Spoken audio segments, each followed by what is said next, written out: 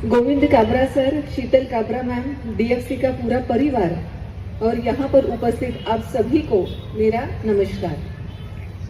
मैं कल से डीएफसी के साथ हूँ। कल छत्रपति संभाजीनगर में जो प्रोग्राम हुआ था वहाँ भी चीफ गेस्ट मैं ही थी और कल से देख रही हूँ उनका प्लानिंग इतना अच्छा है, सब टाइम टू टाइम चलता है।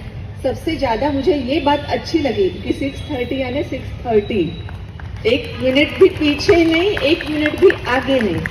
और सर ने ये बताया कि ये तो जब से शुरू हुआ है डीएफसी तब से चालू है। इवन पेरेंट्स मीटिंग भी राइट टाइम ही चालू होती है। टाइम मैनेजमेंट ये होता है। मुझे लगता है डीएफसी में स्किल्स भी सिखाए जाते हैं। तो काबरा सर खुद के बिहेवियर से हम सभी को टाइम मैनेजमेंट क्या है ये बताते हैं। अभी मैं अपनी बात आपके सामने रखना शुरू करती हूँ। स्टार्ट में ही कॉरपोरेट सेक्टर के कुछ एग्जाम्पल्स देना चाहूंगी। एक कंपनी में इंटरव्यू चालू थे, कैंडिडेट एक के बाद एक ऐसे उस इंटरव्यू पैनल के सामने जाके इंटरव्यू दे रहे थे। ऐसा ही और एक कैंडिडेट अंदर गया। इंटरव्यू पैनल ने उन्हें बैठने के लिए बोला। जैसे ही वो कैंडिडेट बैठा, इंटरव्यू पैनल के जो प्रमुख थे उन्होंने कहा आपका सिलेक्शन हो गया है, आज शाम को आप अपना अपॉइंटमेंट लेटर लेके जाइए और कल से काम शुरू कर दीजिए। वो कैंडिडेट बहुत ही आश्चर्यचकित रहा कि ऐसे कैसे हो सकता है। ना मुझसे कुछ सवाल पूछा, ना मेरे कुछ डॉक्यूमेंट्स देखे, तुरंत बोल दिया कि आपका सिलेक्शन हो गया है। उसके वो फेस पे जो भी एक्सप्रेशन थे इंटरव्यू पैनल को समझ में आ गए और उन्होंने अपने सामने का कंप्यूटर खोला। वो वहां पे सीसीटीवी से पूरी जो कैंडिडेट मतलब एकदम बाहरी दरवाजे से जब अंदर आता है तब से लेकर जब इनके रूम में दाखिल होता है वहां तक का पूरा फुटेज हर एक कैंडिडेट का था। मतलब ये लाइव सीसीटीवी में देख रहे थे कि कैंडिडेट बाहर क्या कर रहे हैं। बाकी सारे कैंडिडेट्स अपने इंटरव्यू की तैयारी में थे या फिर उसके टेंशन में थे, जो भी हो, वो आते ही जहाँ पे उन्हें बैठने के लिए बोला गया था वहां पे जाकर बैठ गए थे। पर ये कैंडिडेट जिसका सिलेक्शन हुआ वो उसका फुटेज उन्होंने इंटरव्यू पैनल ने उसे दिखाया। ये कैंडिडेट एकदम बाहरी दरवाजे से जब अंदर आया तब उसने देखा वहां पे पानी की एक बहुत बड़ी मोटी सी धार ऐसे ही बह रही है, नल वैसे ही छूटा हुआ है और वो पानी ऐसे ही वेस्ट हो रहा है। उसने देखा तो उस नल को कुछ था ही नहीं कि जो बंद कर सके और वो धार रोक सके। तो उसने कैसे भी जुगाड़ करके वो नल की धारा को रोका और वो पानी बहना जो वेस्टेज जा रहा था वो भी रोक दिया। जब वो उसके आगे आया तब उसने देखा एक बड़ा सा हॉल क्रॉस करके वहां पे जाना था जिस रूम में सारे कैंडिडेट बैठे थे। तो ये हॉल में बहुत सारे पंखे थे, फैंस थे, ट्यूबलाइट्स थे और सबके सब चालू थे और कोई भी वहां पे नहीं था। तो इसने वहां पे सब बटन्स कहाँ है ये देखा और सबके सब बटन्स बंद कर दिए क्योंकि इलेक्ट्रिसिटी ऐसे ही वेस्ट जा रही थी।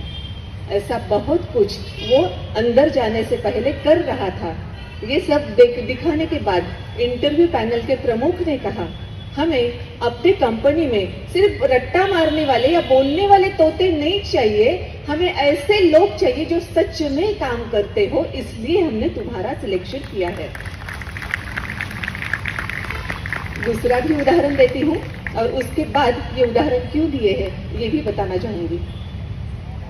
दूसरे उदाहरण में ये था कि कंपनी के ही सारे लोग थे और एक का प्रमोशन उसके कलीग का प्रमोशन हो गया लेकिन इसका प्रमोशन नहीं हुआ और ये बहुत ही हड़बड़ा गया था कि ऐसा क्यों हुआ, मैनेजमेंट ने मेरे साथ गलत किया है। और वो अपने दोस्त के सामने अपनी पूरी भड़ास निकाल रहा था कि अरे जिसे प्रमोशन दिया है उसे देखो, उसका क्वालिफिकेशन भी मुझसे कम है, उसका जो भी क्वालिफिकेशन है उसके मार्क्स और मेरे उस क्वालिफिकेशन के मार्क अगर देखे जाते हैं तो मुझे मार्क्स भी बहुत ज्यादा है, फिर तो मेरा प्रमोशन होना चाहिए था, उसे प्रमोट कैसे कर दिया।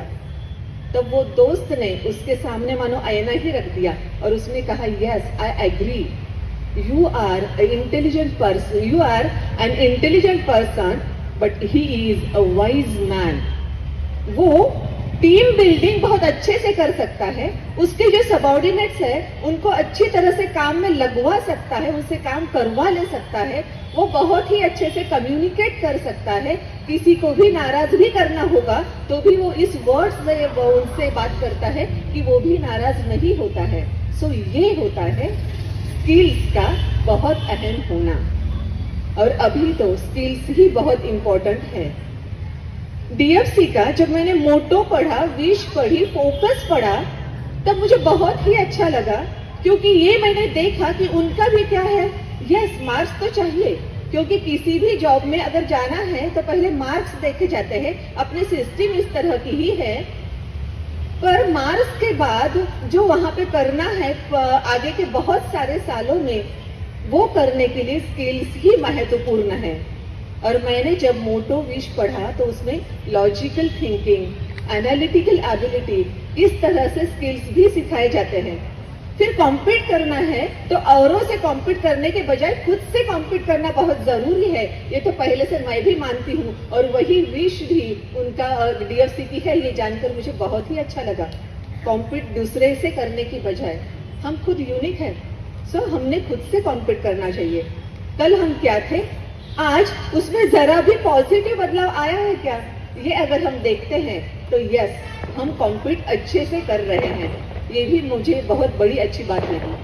सो डीएफसी का मैं पूरी तरह से अभिनंदन करती हूँ कि आप स्किल पर लेके जा रहे हैं बच्चों को, क्योंकि being a soft skill trainer मुझे पता है कि 85% जो है वो सॉफ्ट स्किल होता है। मतलब ये सारे जो स्किल है, कम्युनिकेशन स्किल है, स्ट्रेस भी आ गया तो वो उसे कैसे मैनेज किया जाए, या फिर हम गुस्सा हो गए तुरंत तो फिर बाद में पछताने से कुछ नहीं होता, तो गुस्सा कैसे मैनेज करें, ये सारे स्किल्स जो है वो हमारे लाइफ में, हमारे सक्सेस में 85% मैटर करते हैं, जबकि एकेडमिक स्किल सिर्फ 15% ही मैटर करती है।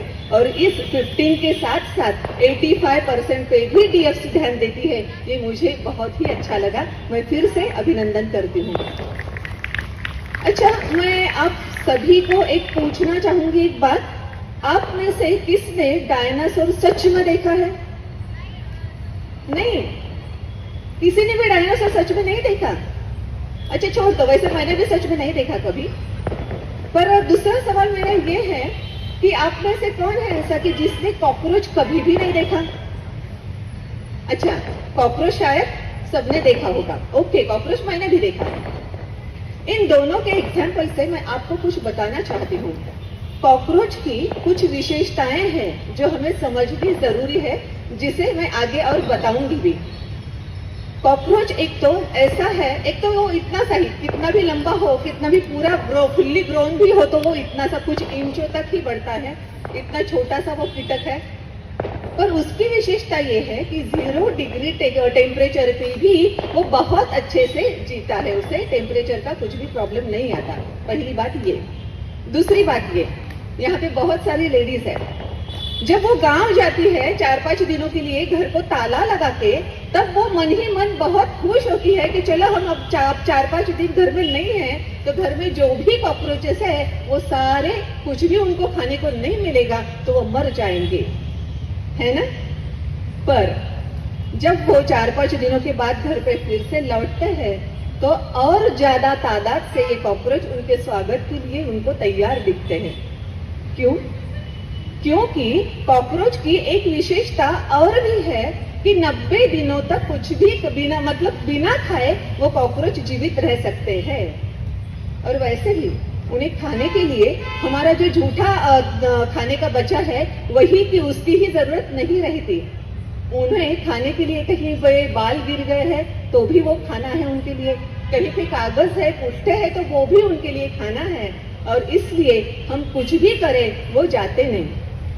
फिर हम क्या करते हैं, एक तो वो जो उसके पीछे भागने से और उसको मारने से बिल्कुल ही नहीं मरते।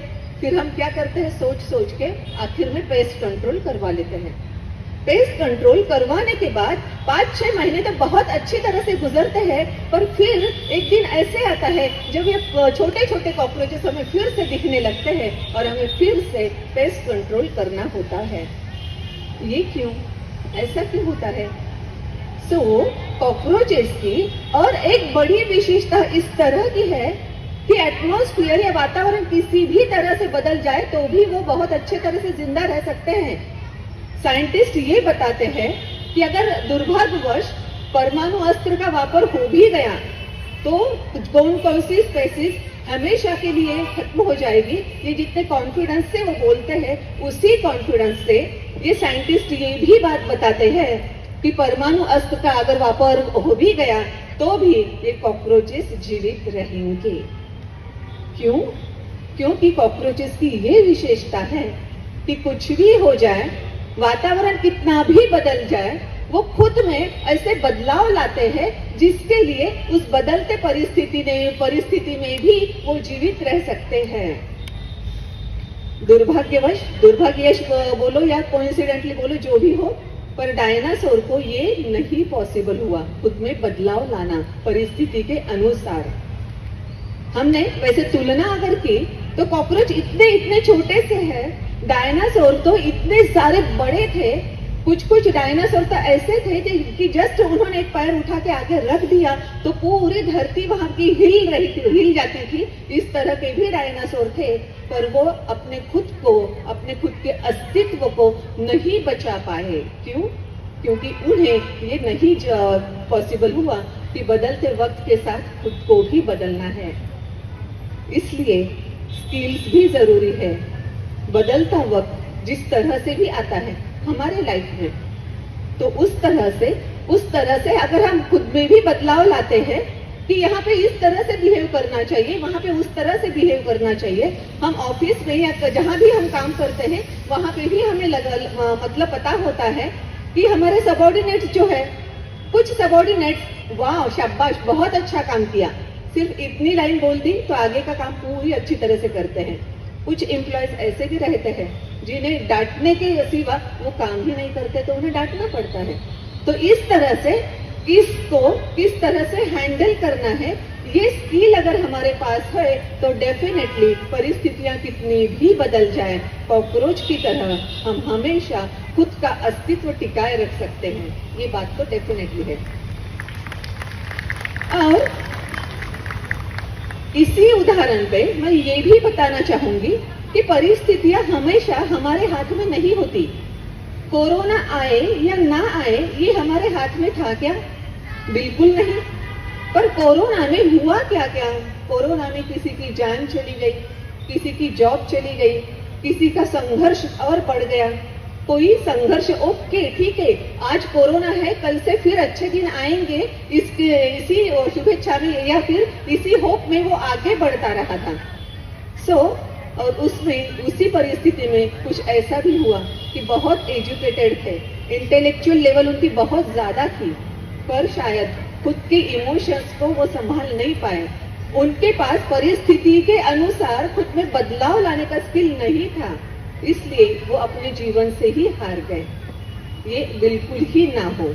इसलिए क्या करना चाहिए और कौन सी बातें हमेशा के लिए हमें अपने दिमाग में रखनी चाहिए, ये भी कुछ टिप्स मैं आपसे शेयर करूंगी। आपने शायद वो माँ जिराफ अपने अभी जन्मे हुए बच्चे के साथ किस तरह से बिहेव करती है पढ़ा होगा या सुना होगा। मैं आपको बताती हूँ। जब ये माँ जिराफ अपने बच्चे को जन्म देती है, वो बच्चा ऐसे जमीन पे पड़ा हुआ रहता है, वो उसे सिर्फ उसकी सांसें चल रही होती है, मूवमेंट कुछ भी नहीं रहती। फिर जरा सी जान उसमें आती है और उसे लगता है कि मुझे अभी मेरे पैरों पे खड़ा होना है, और वो इमीडिएटली अपने खुद के पैरों पे खड़ा होने की कोशिश करता है। ताकत बिल्कुल भी नहीं होती उसके पैरों में, इसलिए जैसे ही वो ट्राई करता है लड़खड़ाते हुए, फिर से गिरते हुए, फिर से लड़खड़ाते हुए, एक बार ऐसे होता है कि वो अपने पैरों पे खड़ा होता है, पर अभी भी पैर लड़खड़ाने ही लगते हैं। पर कैसे तो भी वो एटलीस्ट खड़ा तो हुआ। ये माँ जिराफ क्या करती है, उसके पास जाती है, उसे जोर से लात मारती है और उसे फिर से गिरा देती है। फिर वैसे ही कुछ देर तक रहने के बाद वो फिर से उठने की कोशिश करता है। जैसे ही लड़खड़ाते पैरों पर वो उठ जाता है, फिर से ये माँ जिराफ उसकी तरफ जाती है, फिर से एक लात मारती है और उसे गिरा देती है। कितना बुरा लगता है ना कि अपने अभी अभी जन्मे हुए बच्चे को सपोर्ट करने के बजाय ये तो खुद अपने बच्चे को गिरा रही है। पर नहीं, वो उसके भविष्य के लिए ही है। जैसे गौरी ने कहा ना कि माँ बाप डांटते भी है, अपने ऊपर निगरानी रखते भी है, तो वो भी अपने भले के लिए होता है। तो ये भी माँ जिराफ उसके भले के लिए ही करती है, क्योंकि इस तरह की बातें दोहराने के बाद फिर एक टाइम ऐसा आता है कि ये बच्चा फिर से अपने पैरों पे खड़ा होता है। ये माँ फिर से उसे लात मारती है, पर अभी वो गिरता नहीं, क्योंकि अब इसी बात के बाद उसके पैरों में जान आई हुई होती है, उसमें ताकत आई होती है। और इसी के लिए वो अगर भागता भी है, मतलब एखादा हिंसक पशु भी उसके पीछे अगर लग जाए तो भी वो इतनी तेजी से भाग सकता है कि खुद की जान बचा सकता है। ये बच्चा खुद की जान क्यों बचा सकता है? क्योंकि माँ ने इनडायरेक्टली उसके पैरों में ताकत दी है। सो हमें भी समझना चाहिए कि अगर कुछ कठिनाइयां हमारे भी जीवन में आती है तो इसका मतलब ये नहीं कि वो हमारे जीवन में हमें गिराने के लिए आई है। शायद हमें हमारी क्षमता दिखाने के लिए भी आई है। जैसे अंशुल ने भी कहा था कि फेल्यूर आते हैं तो अच्छे हैं, इसी से हमें समझ में आता है कि हमें क्या पोटेंशियल है और किस तरह से हम यूज कर सकते हैं।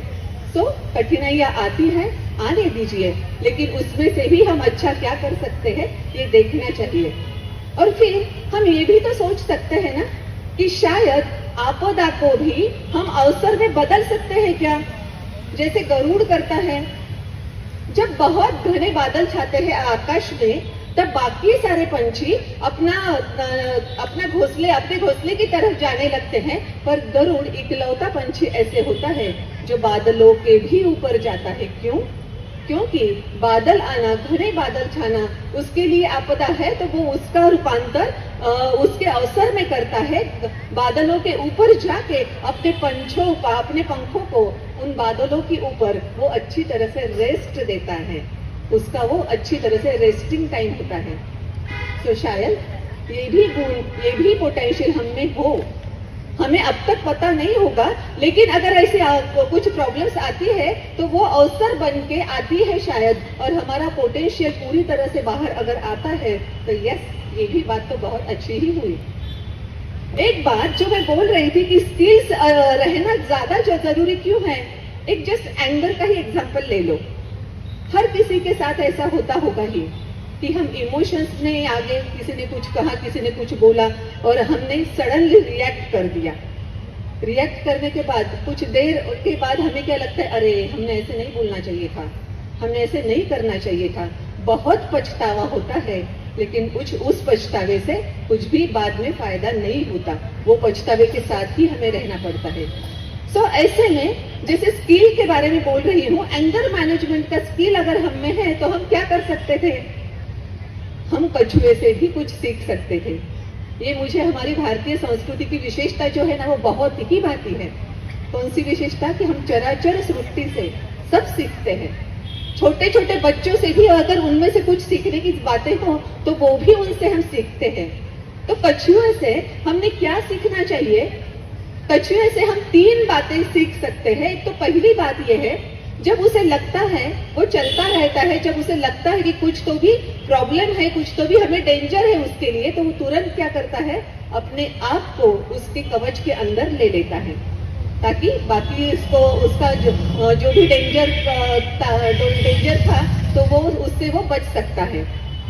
तो जिस तरह से हम स्किल में कैसे यूज कर सकते हैं हमारे लाइफ में, जब हमें ऐसे लगता है कि हमें बिल्कुल ही हमारा टेम्पर लूज होने वाला है, हम कुछ भी कर सकते हैं या कुछ भी बोल सकते हैं, तो जिस तरह से कछुए ने अपने आप को अपने कवच में ढा लिया, उसी तरह से हम कर सकते हैं।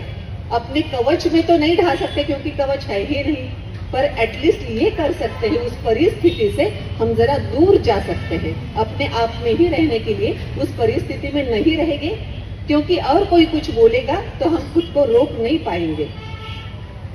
दूसरी बात कछुए की क्या है, जब तक डेंजर जोन पूरी तरह से खत्म नहीं हो जाता, वो बाहर नहीं आता, तब तक उसी तरह से जब हम बाहर गए हैं या फिर दूर गए हैं परिस्थिति से, जब तक हमें खुद में कॉन्फिडेंस नहीं आता कि अब हम बहुत अच्छी तरह से शांत हो चुके हैं और अभी हम वापस गए भी, किसी ने कुछ बोला भी तो भी हम परिस्थिति अच्छी तरह से हैंडल कर सकते हैं, ये कॉन्फिडेंस जब तक हमें नहीं है तब तक हमने उस परिस्थिति की ओर बिल्कुल ही लौटना नहीं है।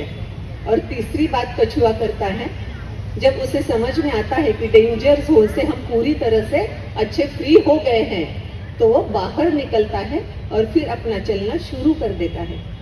इसी तरह से जब हमें लगे कि अब गुस्सा हमारा पूरी तरह से शांत हो चुका है, अब हम इमोशंस में कुछ भी नहीं करेंगे, तब अपने परिस्थिति में वापस लौटना है। इस तरह से अलग अलग टाइप के स्किल्स है जो अगर हम अच्छे से सीखें तो हमें बहुत फायदा होता है। और टॉक शो में जो बात निकली थी कि किसको क्या पसंद है वो देखना चाहिए, तो उसी के आधार पे भी एक बात कहना चाहूंगी। आप सभी ने तो ऊंट को देखा होगा, ऊंट में भी कुछ विशेषताएं हैं। उसके पीठ पे वो जो हम्प जैसा है वो क्यों रहता है आपको पता है? क्योंकि वो रेगिस्तान में रहता है। रेगिस्तान में रहने की वजह से वहां पे पानी नहीं मिलता कितने भी दिन, खाना नहीं मिलता कितने भी दिन।